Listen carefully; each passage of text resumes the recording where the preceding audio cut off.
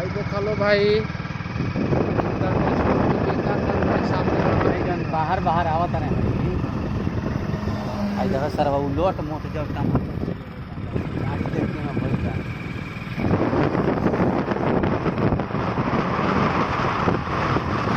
वही रास्ता है ना तो वही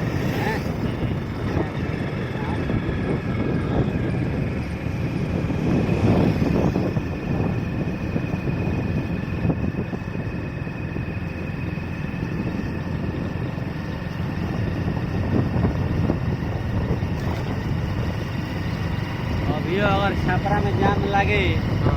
इतना रुपया खर्चा कैला के बाद ट्रक एंट्री नहीं है में हैं? ट्रक एंट्री नहीं है अच्छा नो एंट्री लगी बा हाँ। तो बड़ा बड़ा कोचो सन के नो एंट्री हुई ना कोचवा ढुकत है सो हाँ तो हो जा रहा है पिया तो स्टैंड तक अजन सीमान से जाते कौन सीमा से था 3 रुपया फिर का फायदा हैंगा निकलबे तो कहाँ निकलबे रे ये क्या ला वो जावा कहाँ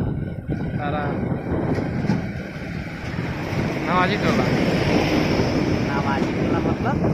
चला हिंगे चला क्या करे हैं? चला हिंगे चल अरे यार पुलिस के डर लागता हमारा बोल ना चला हिंगे चलो चलो चला क्या करे एक चल के छपरा को बगल से जनु हाउ ब्रिज बैठे नु आगे वाला छपरा ब्रिज देखत रहा सलेमपुर हाँ वो जे निकल तो दूर ना हुई दूर नहीं वो जे हमने के चलो